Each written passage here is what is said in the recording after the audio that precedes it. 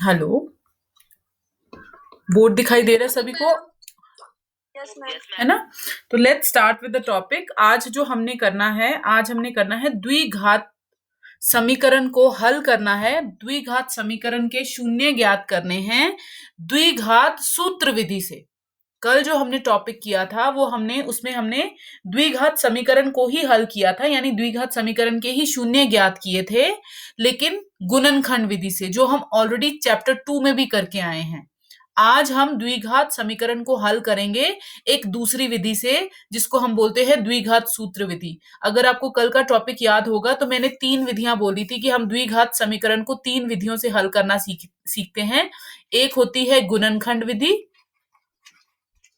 जो हमने कल करी, राइट, और ये सेकंड चैप्टर में भी करी है हमने विधि। आज जो हम करने वाले हैं वो है द्विघात सूत्र विधि। द्विघात सूत्र विधि, ठीक है।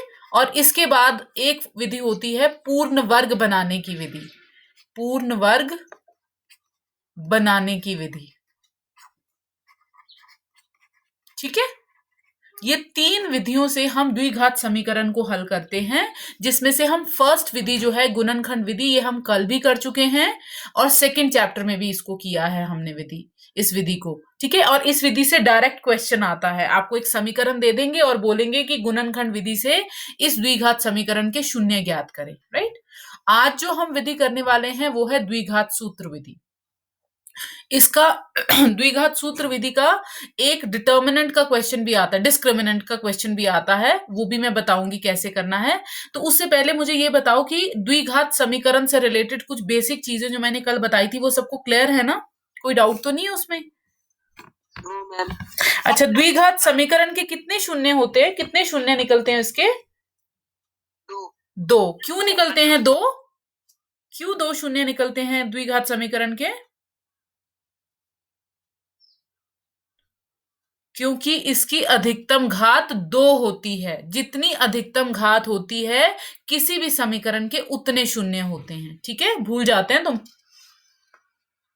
ठीक है ना? ओके, ये याद रखना बेटा। और द्विघात समीकरण की अधिकतम घात कितनी होती है? 2। और इसके 2 शून्य इसलिए होते हैं क्योंकि इसकी अधिकतम घात ही 2 है। जितनी अधिकतम घात होती है किसी भी समीकरण की, उसके उतने शून्य होते हैं, राइट। चलो, let's start with today's topic, that is द्विघात समीकरण को हल करना। कौन सी विधि से? द्विघात सूत्र विधि से, राइट। तो पहले द्विघात सूत्र क्या होता है वो समझ लेते हैं, ठीक है। द्विघात समीकरण क्या है वो आपको ऑलरेडी पता है। पहले हम ये समझ लेते हैं कि द्विघात सूत्र क्या है। यहां पे देखो, सब स्क्रीन पे यहां पे देखो, द्विघात सूत्र। सूत्र क्या है पहले तो ये देखो। सूत्र है -b plus minus under root b² - 4ac बटे 2a। अब ये याद रखना, ये जो बटे है ना, ये पूरे के नीचे है, -b से शुरू होके c तक जाता है ये बटे, ठीक है। पहला तो ये फॉर्मूला याद रख लेना है कि द्विघात सूत्र का फॉर्मूला क्या है। फॉर्मूला है -b plus minus under root b² - 4ac, ठीक है। पहला काम तो आपका यही है कि ये फॉर्मूला याद करना है, ठीक है। अब इस फॉर्मूला में भी एक चीज और है, ये जो b² - 4ac आपको दिख रहा है ना यहाँ, ये जो b² ये दिख रहा है जो आपको, b² - 4ac इस फॉर्मूला के अंदर, इसको हम डिस्क्रिमिनेंट बोलते हैं, ठीक है। d, इसको हम d से डिनोट करते हैं, ये होता है d, इसको हम लिखते हैं d। d बराबर है b² - 4ac। अगर किसी समीकरण में आपसे ये पूछे कि इसका डिस्क्रिमिनेंट कितना है, हिंदी में इसको विविक्तर बोलते हैं, कि ये कितना है, तो दैट इज b² - 4ac।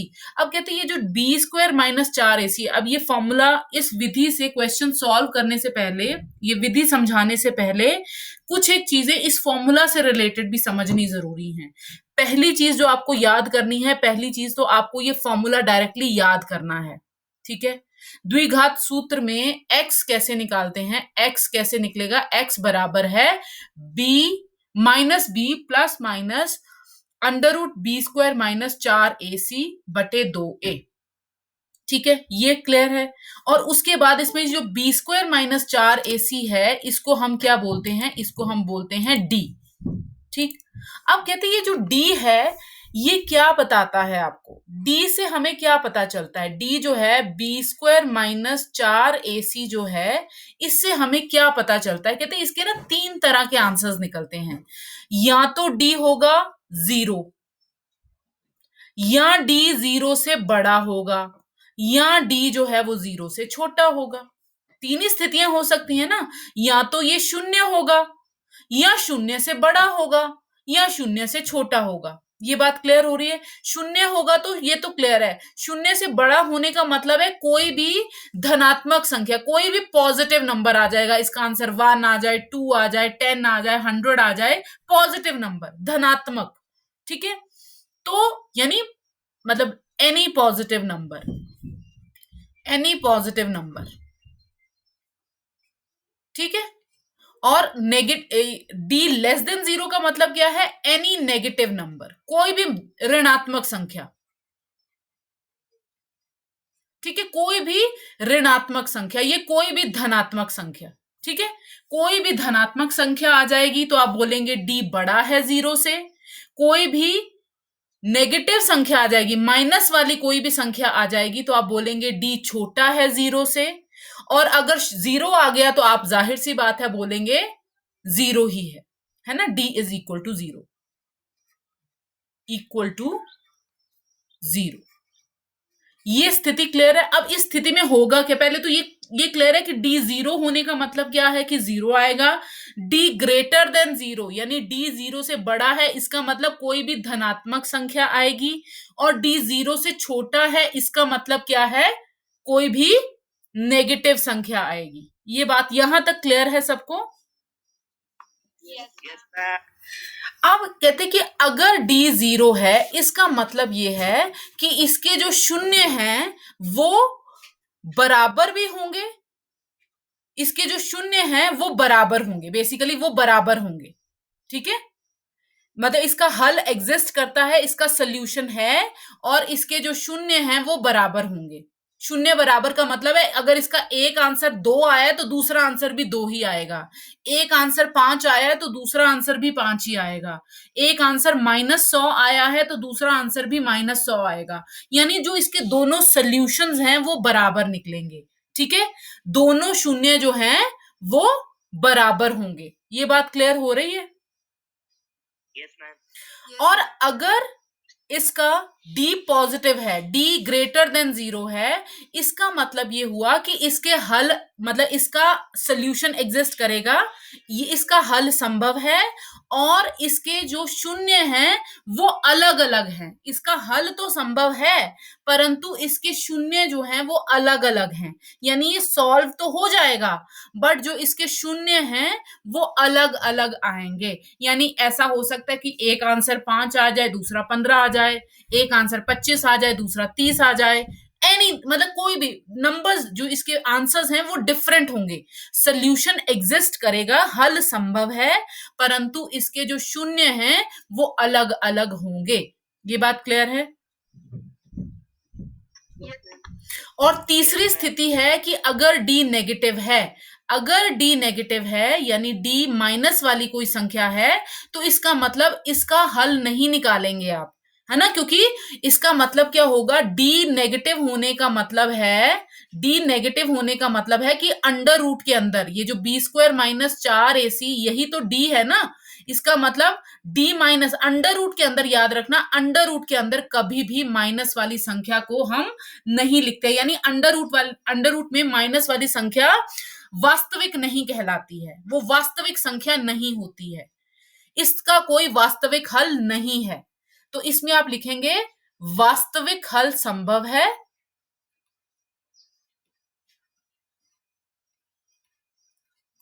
वास्तविक हल या वास्तविक हल है और शून्य बराबर हैं, और शून्य जो हैं वो बराबर हैं।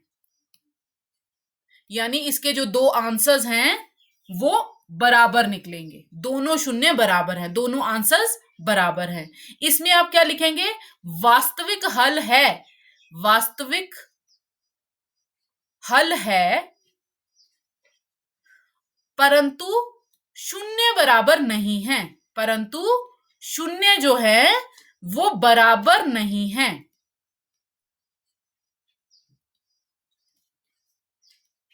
ठीक है। और तीसरी स्थिति में आप क्या लिखेंगे, वास्तविक हल संभव नहीं है, वास्तविक हल नहीं है, वास्तविक हल संभव नहीं है।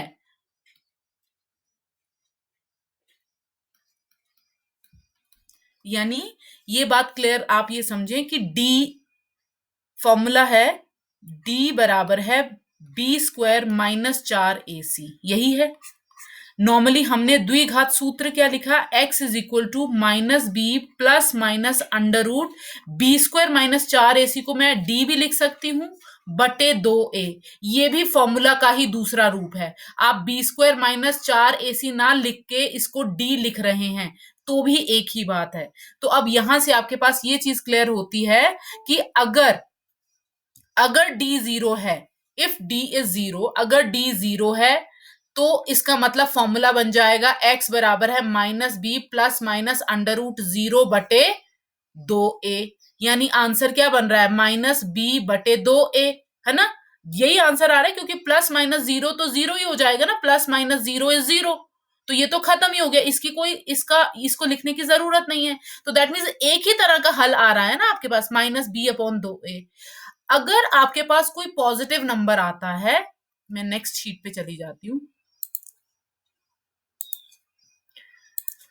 अगर कोई यहां पे मैं इसको दोबारा से रिपीट करती हूँ कि लेट्स से अब तीन स्थितियां बन रही हैं कि d 0 है, d ग्रेटर देन 0 है और d लेस देन 0 है। अब ध्यान से समझना इसको फिर से, d ग्रेटर देन 0,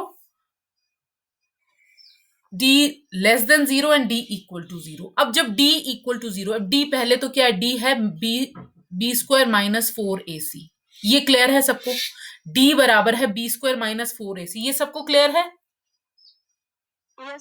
ठीक है। अब कहते हैं कि अगर d 0 है, इसका मतलब जो फॉर्मूला आपने लिखा, द्विघात सूत्र का फॉर्मूला क्या लिखा, -b plus minus under root d बटे 2a, यही लिखा ना।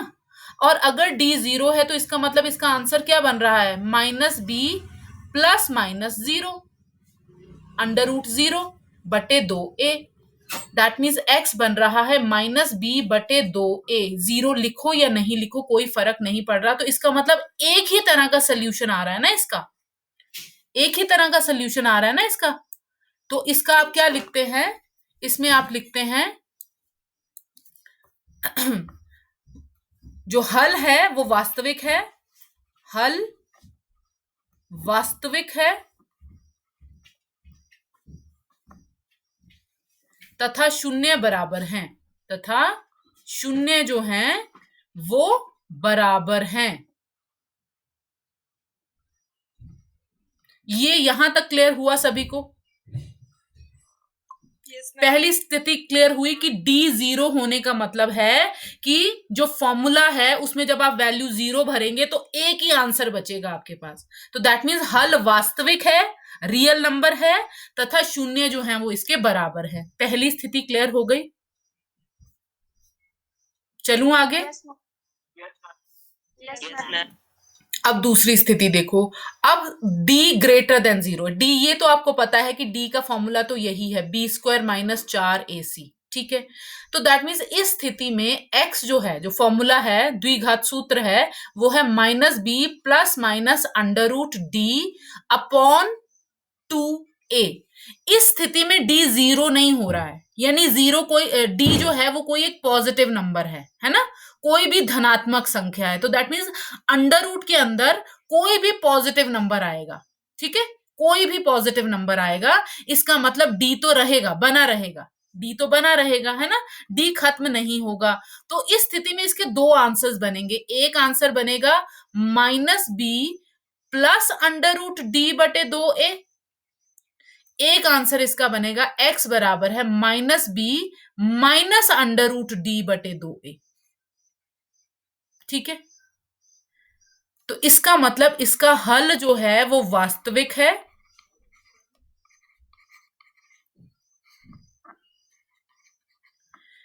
तथा शून्य बराबर नहीं है। तथा नहीं, परंतु शून्य बराबर नहीं है, कि हल तो वास्तविक है परंतु शून्य बराबर नहीं है। अलग अलग आएंगे आंसर, एक प्लस करके आएगा आंसर और एक माइनस करके आएगा, बराबर नहीं है। ये स्थिति क्लियर हुई? ये स्थिति इसलिए आई क्योंकि डी जो है वो पॉजिटिव नंबर है। ये जो है ये एक पॉजिटिव नंबर है, तो दैट मीन्स ये खत्म नहीं होगा। ठीक है, ये खत्म नहीं होगा, पॉजिटिव नंबर। और अंडर रूट के अंदर पॉजिटिव नंबर हो तो संख्या वास्तविक होती है। गणित में अंडर रूट के अंदर पॉजिटिव नंबर ही होना चाहिए। अगर आपको वास्तविक हल चाहिए, रियल आंसर चाहिए, तो अंडर रूट के अंदर पॉजिटिव नंबर होना चाहिए। राइट, तो दैट मीन्स एक साइन पॉजिटिव और एक साइन नेगेटिव, तो दैट मीन्स दो तरह के आंसर बन रहे हैं ना, -b plus √d/2a, -b minus √d/2a। तो दैट मीन्स दो आंसर्स निकल रहे हैं ना इस क्वेश्चन में। ये बात क्लियर हो रही है बेटा? तीसरी स्थिति क्या बनती है? तीसरी स्थिति देखो, तीसरी स्थिति में क्या होता है कि d तो वही रहता है, b² - 4ac। इसका मैं यहां पे लिख देती हूँ, इसका मतलब है पॉजिटिव नंबर। ठीक है, और इसका मतलब क्या है? Negative number. d <0 का मतलब है नेगेटिव नंबर। राइट, तो फॉर्मूला तो वही है, x = -b plus minus √d/2a। पर अब अगर d नेगेटिव है, d नेगेटिव है, इसका मतलब क्या हुआ कि अंडर रूट के अंदर नेगेटिव नंबर जाना चाहिए। x बराबर है -b plus minus under root minus की कोई भी संख्या, माइनस का लेट्स से मैं माइनस का 4 लिख देती हूँ, let's say for example minus का 4 लिख देती हूँ, लेट्स से फॉर एग्जांपल -4।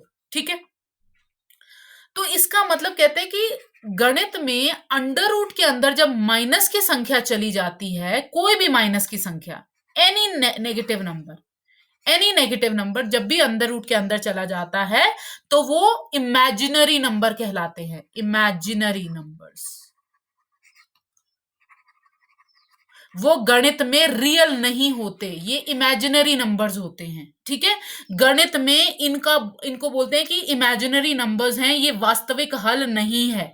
ठीक है, तो इसमें आप सिंपल क्या लिखेंगे, हालांकि इसके भी दो हल बनेंगे, एक पॉजिटिव, एक प्लस करके, एक माइनस करके, लेकिन आप क्या लिखेंगे, क्योंकि 10th क्लास तक हम इमेजिनरी नंबर्स को नहीं पढ़ते। जब आप 11th में गणित आगे कंटिन्यू करेंगे तो इमेजिनरी नंबर्स भी पढ़ते हैं हम गणित में, पर 10th क्लास तक इमेजिनरी नंबर्स हम उनको डिटेल में नहीं करते। आपको सिर्फ इतना पता होना चाहिए कि अंडर रूट के अंदर जब भी माइनस वाली संख्या चली जाती है तो वो जो नंबर होते हैं वो वास्तविक नहीं रहते, वो इमेजिनरी बन जाते हैं। ठीक है, इसको डिटेल में आप हायर क्लासेस में करेंगे, 11th ऑनवर्ड शुरू हो जाते हैं इमेजिनरी नंबर्स। ठीक है, तो दैट मीन्स इसमें आप क्या लिखेंगे कि हल वास्तविक नहीं है। क्यों नहीं है ये अब आपको पता है, हल जो है वो वास्तविक नहीं है।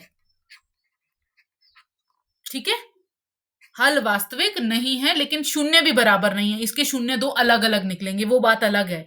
लेकिन ये आपको क्लियर हो गया कि एक क्वेश्चन आप ये माने कि द्विघात सूत्र पर आधारित एक क्वेश्चन आपका इस तरह से बनेगा कि कोई भी द्विघात समीकरण आपको दे देंगे। अब ये ध्यान से समझना कि इसका क्वेश्चन कैसे बनता है, जो टॉपिक मैंने अभी डिस्कस किया उसका क्वेश्चन कैसे बनता है। क्वेश्चन इसका बनेगा कि आपको एक द्विघात समीकरण दे देंगे और ये पूछेंगे कि दिए गए समीकरण को हल करके या उसका विविधकर निकाल के या डिस्क्रिमिनेंट निकाल के ये बताएं कि इसके शून्य का प्रकार क्या है। इसके शून्य का प्रकार क्या है, कि यानी आपको बेसिकली क्या निकालना है, आपको डी निकालना है और ये देखना है कि डी अगर 0 आ रहा है तो आप बोलेंगे कि इसका हल वास्तविक है और इसके शून्य बराबर हैं। ठीक है, अगर d पॉजिटिव नंबर आ रहा है कोई, तो आप बोलेंगे इसका हल वास्तविक है परंतु इसके शून्य बराबर नहीं है। ठीक। और तीसरी स्थिति, अगर डी नेगेटिव आ रहा है, माइनस की कोई संख्या आ रही है डी, तो दैट मीन्स आप बोलेंगे इसके हल वास्तविक नहीं है। ये बात क्लियर हो रही है? ये एक सिंपल सा छोटा सा क्वेश्चन आता है। अभी ये टॉपिक क्लियर हो गया है, अभी मैं आपको क्वेश्चन मतलब ये बेसिक कंसेप्ट क्लियर हो गया आपको, क्योंकि कंसेप्ट क्लियर होगा तो क्वेश्चंस बहुत आसानी से समझ में आ जाएंगे आपको। अदरवाइज जब हम कंसेप्ट समझते नहीं हैं तो क्वेश्चंस को हमें रटना पड़ता है कि किसी क्वेश्चन में ये आ रहा है, किसी क्वेश्चन में ये आ रहा है। अभी अगर आपको कंसेप्ट क्लियर है तो क्वेश्चन में जो भी आंसर बनेगा तो आपको ये पता है कि ये किस फ्रेम में आएगा। ये डी बराबर है 0 के फ्रेम में आएगा, डी ग्रेटर देन 0 के फ्रेम में आएगा, या डी लेस देन 0 के फ्रेम में आएगा। ये बात क्लियर हो रही है सबको? है ना? इसमें आपको इस जो अभी मैंने स्लाइड जो मैंने बोर्ड पे लिखा है, इसमें आपको ये चीजें याद रखनी है कि अगर डी 0 है तो आप ये लिखेंगे कि हल वास्तविक है और इसके शून्य बराबर हैं। इस स्थिति में आपको रखना है कि डी ग्रेटर देन 0, इसका मतलब डी का कोई पॉजिटिव हल है, तो इसका मतलब जो इसके हल है वो वास्तविक है परंतु शून्य बराबर नहीं है। इस स्थिति में आपको क्या याद रखना है कि डी लेस देन 0 है, यानी डी कोई नेगेटिव नंबर आ रहा है, तो आपको बोलना है कि हल वास्तविक नहीं है। ये 3 चीजें आपको याद रखनी है। ये याद रखेंगे तो एक क्वेश्चन करवाऊं मैं इससे रिलेटेड कि क्वेश्चन किस तरह का आएगा और आपको कैसे बताना है। कल भी हमने द्विघात सूत्र विधि को ही आगे कंटिन्यू करेंगे, क्योंकि आज ये कंप्लीट नहीं होगी विधि। आज केवल मैं डी निकालना सिखाऊंगी तुम्हें कि डी कैसे निकालते हैं। केवल डी निकालना सीखेंगे आज हम, और डी को निकाल के ये बताना कि हल वास्तविक है, शून्य बराबर है या नहीं बराबर है, केवल इतना करेंगे। कल द्विघात सूत्र मतलब सूत्र को अप्लाई करके आंसर्स निकालेंगे। ठीक है? अभी देखो नेक्स्ट सी। मान लो आपको कोई भी एक समीकरण दिया हुआ है, let's say let me right कोई समीकरण। मैं लिखती हूं समीकरण x square minus 3x minus 10। Let's say मैंने ये समीकरण लिखा। ठीक है? तो अब आप सबसे पहले तो इसको जनरल समीकरण के साथ कंपेयर करते हैं ना, जनरल इक्वेशन के साथ कंपेयर करते हैं।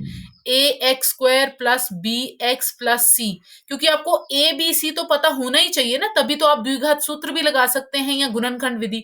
चाहे गुणनखंड विधि लगानी है चाहे द्विघात सूत्र लगाना है, आपको ए बी और सी तो पता होने ही चाहिए। और वो पता करने के लिए आपको उसको कंपेयर करना पड़ता है पहले किसके साथ? सामान्य समीकरण के साथ, जो इसका जनरल इक्वेशन है उसके साथ। तो दैट मीन्स ए कितना निकल के आ रहा है, बताओ फटाफट से बताओ मुझे। ए कितना आ रहा है? ए। बी कितना आ रहा है? -3। और सी कितना आ रहा है? -10। ठीक है? तो चलो डी निकालें इसका। डी निकालें। डी का फॉर्मूला क्या है बोलो फटाफट,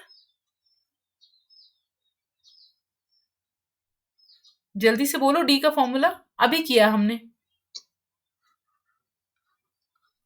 अभी याद नहीं हुआ है ना? बी स्क्वायर माइनस 4ac, यही है ना फॉर्मूला? डी का फॉर्मूला क्या है? बी स्क्वायर माइनस 4ac, यही है? Yes ma'am. है ना? सो तो नहीं गए सभी? No ma'am. सुन रहे हैं ना? ये पता चल रहा है, ये मैंने जो d बराबर है बी स्क्वायर माइनस 4ac लिखा है, ये पता है ना? इसमें हमने ये बताना है कि इसके हल किस प्रकार के हैं। ठीक है? तो b की जगह मैं क्या लिखूं? -3 का स्क्वायर। मैंने कुछ नहीं किया, b की जगह -3 लिखा है और कुछ नहीं किया अभी तक। ठीक है? माइनस की जगह माइनस लिखा, 4 की जगह 4 लिखा, a की जगह क्या लिख रही हूं मैं? 1, और c की जगह क्या लिख रही हूं? -10। यहां तक किसी को कोई डाउट? No ma'am. चलूं आगे। अब ये देखो -3 स्क्वायर, इसका मतलब क्या है? इसका मतलब है -3 मल्टीप्लाई -3, यही मतलब है इसका, है ना? तो इसका मतलब क्या हुआ? अभी फिलहाल के लिए माइनस को भूल जाओ, तो 3 गुना 3 कितना हुआ? 9। और माइनस कितने हैं? 2 माइनस है, एक ये और एक ये, 2 माइनस यानी जोड़ी बन गई। और माइनस की ये पता है आपको कि माइनस की जब भी जोड़ी बनती है तो माइनस खत्म हो जाता है, तो दैट मीन्स केवल 9 ही आंसर बनता है इसका। तो दैट मीन्स इस पार्ट को सॉल्व किया तो केवल कितना बना, 9। ठीक है, ये पार्ट क्लियर है। माइनस, अब आप लिख रहे हैं 4 इंटू, अब ये अब देखो नेक्स्ट है -4 इंटू, एक मिनट, -4 ब्रैकेट में 1 और ब्रैकेट में -10, इसका मतलब क्या है, इसका मतलब है -4 गुना 1 गुना -10, ये मतलब है इसका, यही मतलब है ना। Yes ma'am. अभी फिलहाल के लिए साइन भूल जाओ, तो आप देखो गुना क्या क्या हो रहा है, 4 गुना 1 4, 4 1 जा 4 एंड 4 10 जा 40, 40 आ रहा है। Yes ma'am. और माइनस कितने हैं, 2 माइनस हैं, 2 माइनस है ना, तो जोड़ी बन गई, तो माइनस खत्म, माइनस खत्म, आंसर इज पॉजिटिव, है ना। तो दैट मीन्स ये कितना आ गया, प्लस का 40, प्लस का ही 40 आया ना, ये पूरा सॉल्व करके कितना आया, प्लस का 40, यही आया ना। तो दैट मीन्स आंसर कितना बना आपका, 49। ये प्लस की संख्या है या माइनस की संख्या, धनात्मक संख्या है या ऋणात्मक संख्या है, बताओ कैसी संख्या है ये,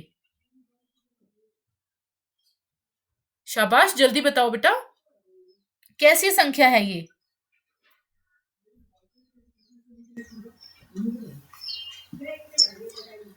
इसके आगे क्या माइनस का साइन लगा है, वास्तविक है। वास्तविक हल तो है। पहले ये बताओ मुझे, ये धनात्मक संख्या है या ऋणात्मक संख्या है। तीन स्थितियां मैंने बोली ना, डी 0 है, डी ग्रेटर देन 0 है और डी लेस देन 0 है। ये किस फेज के अंदर आ रहा है, पहले के अंदर, दूसरे के अंदर या तीसरे के अंदर, पहले ये बताओ मुझे, ये किस उसमें आ रहा है ब्रैकेट में, हाँ पहले पहले के अंदर आ रहा है। ये क्या डी 0 आ रहा है आपका आंसर, डी तो 49 नहीं निकला, 49 आया ना आंसर, तो डी 0 कैसे हो रहा है, इसमें तो डी 0 है, पहली स्थिति में तो डी 0 है और आपका तो आंसर 49 आ रहा है, तो इसके अंदर तो नहीं आ रहा ना आंसर, बताओ, ये बात क्लियर हो रही है सबको, इसके अंदर तो नहीं आ रहा ना, पहली स्थिति के अंदर तो नहीं आ रहा।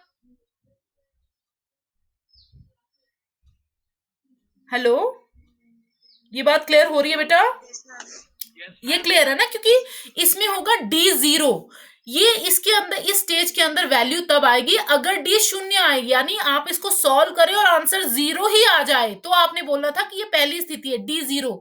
यहाँ पे तो आपको क्लियर दिख रहा है बेटा, डी बराबर है 49, ये क्लियर लिखा हुआ है मैंने, डी इज इक्वल टू 49, 0 कहाँ है, ये 0 तो नहीं है ना, तो दैट मीन्स इसके अंदर तो नहीं आ सकता। अब देखो क्या डी ग्रेटर देन 0 है, ग्रेटर देन 0 का मतलब डी कोई पॉजिटिव नंबर होना चाहिए, पॉजिटिव नंबर यानी उसके आगे माइनस का साइन नहीं लगा होना चाहिए। डी ग्रेटर देन 0 का मतलब है पॉजिटिव नंबर, धनात्मक संख्या। क्या यहां पे डी के आगे कोई नेगेटिव माइनस का साइन लगा है, नो मैम। तो ये किसके अंदर आ रहा है, सेकेंड ब्रैकेट के अंदर आ रहा है। इसका मतलब जो डी है, डी आपका धनात्मक संख्या है, डी पॉजिटिव नंबर है, ठीक है। और इसके अंदर इसलिए नहीं आ रहा है क्योंकि इसका मतलब होता है नेगेटिव नंबर, और डी के आगे आपके पास तो नेगेटिव साइन है ही नहीं, माइनस का साइन ही नहीं है डी के आगे, तो दैट मीन्स इधर भी नहीं आ रहा। तो ये इन तीन स्थितियों में कहां पे स्टैंड कर रहा है, इसी पे, ठीक है। मुझे लगता है इस टॉपिक को हम कल फिर से एक बार रिवाइज करेंगे, अभी थोड़ा सा डाउट है, नया टॉपिक है तो मुझे लगता है अभी डाउट है तुम लोग को, कल फिर से इसी टॉपिक को कंटिन्यू करेंगे। तो अभी फिलहाल के लिए देखो कि डी पॉजिटिव है, तो इसका मतलब इसका आंसर क्या आया, हल जो है वो वास्तविक है, हल जो है वो वास्तविक है, और जो शून्य है वो किस तरह के होंगे, बराबर नहीं है, शून्य बराबर नहीं है। ये टॉपिक को हम कल फिर से रिवाइज करेंगे, राइट। तो अभी मैं वीडियो भी शेयर करूंगी ग्रुप में, आपने वीडियो भी एक बार देख लेनी है, थोड़ा कंसेप्ट को दिमाग में बिठाना है। कल फिर से इस टॉपिक को टच करेंगे हम, ठीक है? अभी आज के लिए इतना करते हैं, कल फिर से इसी टॉपिक को कंटिन्यू करेंगे, राइट? Yes. तो ठीक है, अभी